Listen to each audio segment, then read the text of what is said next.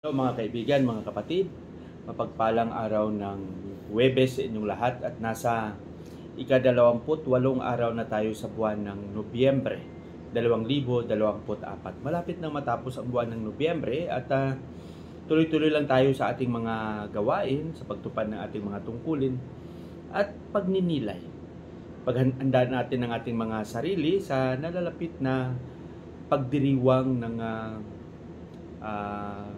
Kristong Hari at pagpasok ng bagong panahon sa ating liturhiya, ang panahon ng Adbyento.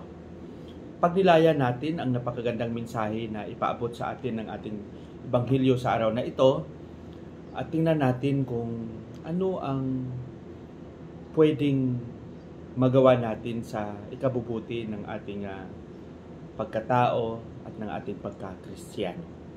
Sinabi ni Jesus dito, tumayo ka ng matuwid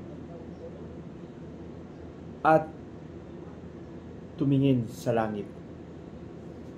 Ang kaligtasan ay narito na. Purihin natin si Jesus, Maria at Jose. Narito na naman ang inyong lingkod, Father Bob, isang paring Karmelita. Ang ating ebanghelyo sa araw na ito ay ibabahagi sa atin sa Lucas Kapitulo 21, versikulo 20 hanggang 28. Paano natin masabi na ang kaligtasan ay narito na? Sana taas noo tayong maipagmalaki na ang biyaya ng awa, ang biyaya ng kabutihan ng Panginoon ay nakamtan natin. Oo, ang kaligtasan ay narito na. At kailangan nating maging tapat at kailangan nating maging mabuti upang sa gayon ay madama natin ang kaligtasan na ating minimithi. Ang kaligtasan ay malalaman natin kung ang kabutihan ang siyang maghahari. Ang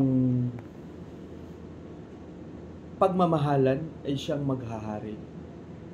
Ang pagkakaisa, ang kapayapaan ang siyang maghahari. Kaya mga kaibigan, sana patuloy tayong magsikap, patuloy tayong maging mabuti at sa gayon ay madama natin na ang kaligtasan ay talagang narito na.